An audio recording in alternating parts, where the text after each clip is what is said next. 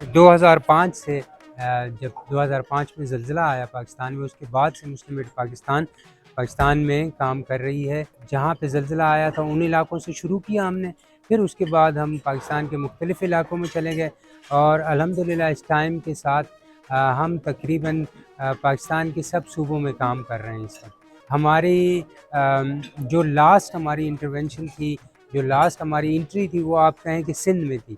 2022 का जब फ्लड आया उसमें बहुत ज़्यादा नुकसान हुआ, तो मुस्लिम एड पाकिस्तान ने अपनी सर्विसेज को एक्सटेंड किया सिंध के अंदर और हमने स्टार्ट किया मीरपुर ख़ास, सांगड़ और अब हम उमरकोट में जा रहे हैं।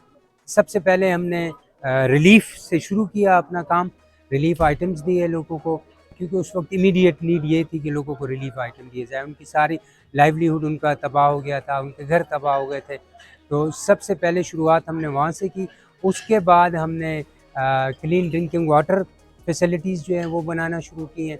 इसके साथ-साथ हमने उनको लाइव स्टॉक जो हैं वो शेड दिए हैं और इसके साथ फिर हमने पहले वन रूम शेल्टर से स्टार्ट किया, फिर उसको हमने आहिस्ता-आहिस्ता उससे हम सीखते गए और फिर अब हम एक कंप्लीट स्मार्ट हाउस की तरफ आए हैं, वन यूनिट हाउस जिसमें एक रूम, एक किचन, एक वरांडा, एक टॉयलेट उसके साथ, ऊपर सोलर प्लेट, आगे उसके courtyard.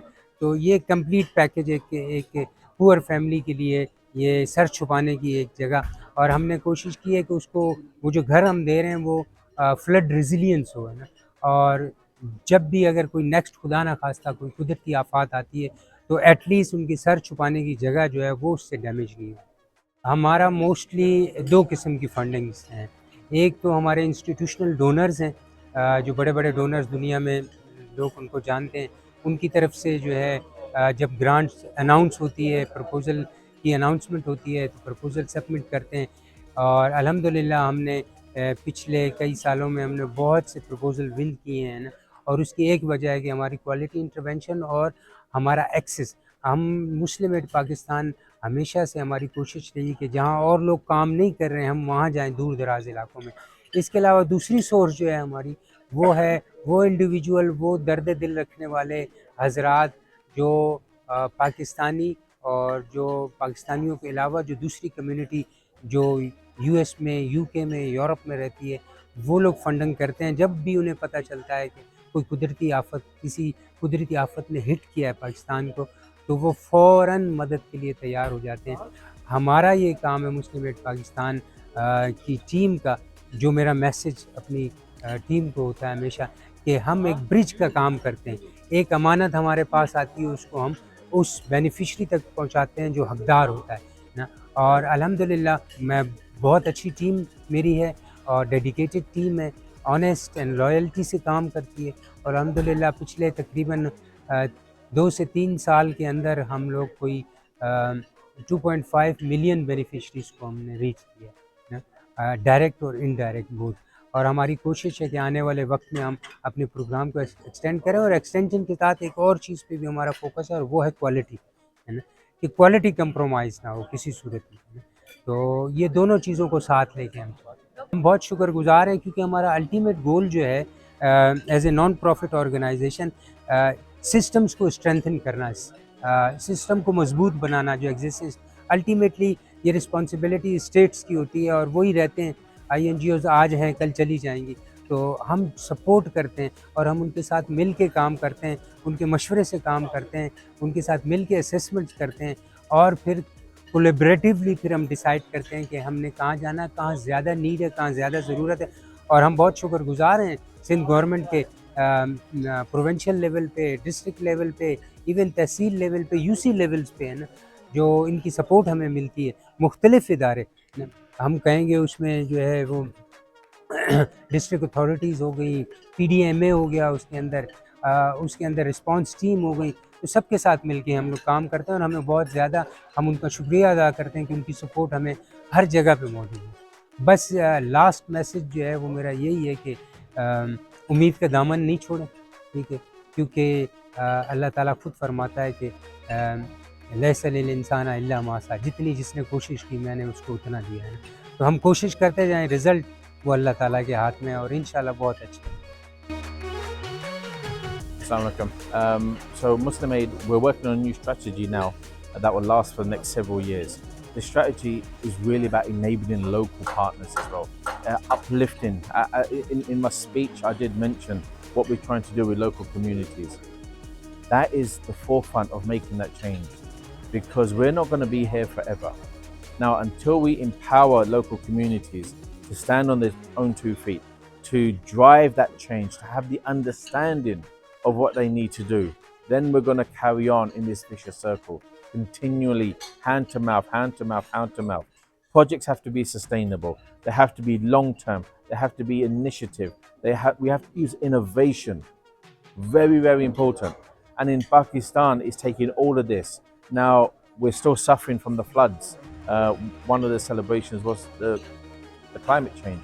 Climate change is affecting global, not just Pakistan, it's affecting us globally. Political instability is affecting us globally. But only by coming together and holding on to the rope of Allah can we make that difference. As I mentioned, faith and action comes together to make that difference. Together we can make Pakistan great again. Together we can uplift the world. Together we can make the change. Thank you very much. It's been a pleasure for us to work in Hassan Sana.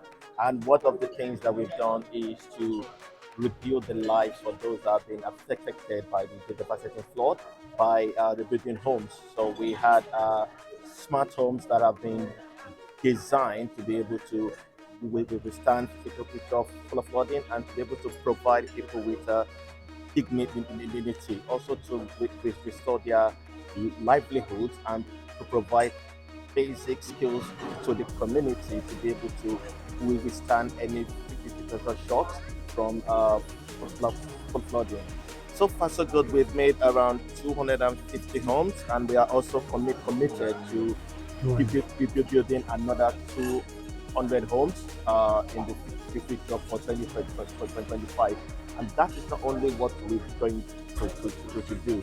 It is not just only about providing homes, but providing the source of livelihood, and also to ensure the children have access to basic education, which is their right. Because of the impact of the devastating flood in 2022, the recovery is going to take decades to come.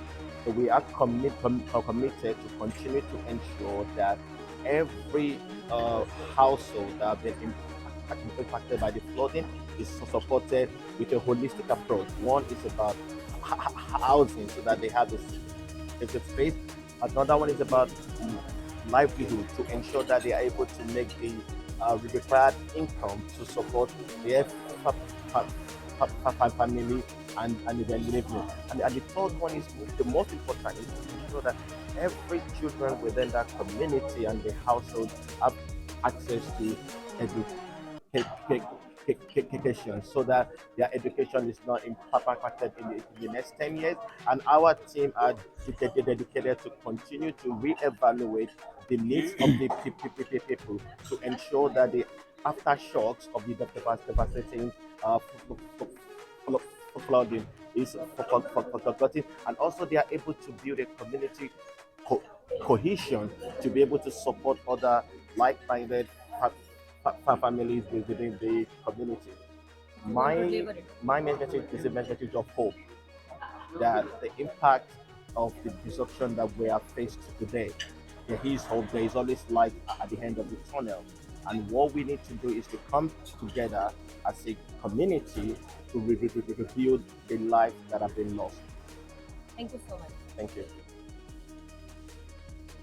Sindh के अंदर हमारी जो intervention है वो ज़्यादा 2022 के flood के बाद स्टार्ट हुई, और यहाँ पे जो कम्युनिटीज़ को जो डेवस्टेशंस का फेस करना पड़ा फ्लड के बाद, उसके लिए हमने पहले रिस्पांस दिया, पहले उनको इमीडिएट नीड की जो चीज़ें थी वो प्रोवाइड की। उसके बाद फिर हमने रिहेबिलिटेशन की फ़ेज़ में एंटर हुए और हमने घर बनाए और उनके लिए बहुत सारी other wash facilities like solarise water channels बनाए और एग्रीकल्चर के अंदर डिफरेंट इंटरवेंशंस की।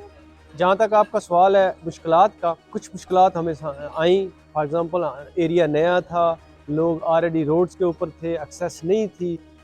हमने कोशिश की कि गवर्नमेंट के साथ मिल के, रेलिवेंट डिपार्टमेंट्स के साथ मिल के, जो डिस्ट्रिक्ट कमिश्नर्स हैं उनके साथ क्लोजली कोऑर्डिनेशन करके अल्हम्दुलिल्लाह we reach to the places where other organisation were facing difficulties. Sindh हुकूमत ने हमारे साथ बड़ा तावन किया। मैं अगर मीरपुर ख़ास और सांगड़ की बात करूं तो मीर तारक तालपुर साहब मिनिस्टर्स हैं वहाँ के, उन्होंने बड़ी हमारी सपोर्ट की। और वहाँ पे जो हमारे NGOs के NOCs के मसले होते हैं वो उन्हें रिज़ॉल्व किए। बाकी जो डिस्ट्रिक्ट गवर्नमेंट है उनको कहा कि हमारे साथ कॉपरेट। प्रोविंशियल लेवल पे PDMA है, सिंध पीपल हाउसिंग के साथ हम क्लोजली काम कर रहे थे, SHRRP के साथ हमने क्लोजली काम किया। जो हमारे घरों के डिज़ाइन है वो इनके साथ हम डिस्कस करते हैं ताकि वो अगर दोबारा से फ्लड हो तो वो रेजिलिएंट इनफ हो ताकि वो विदस्टैंड कर सके।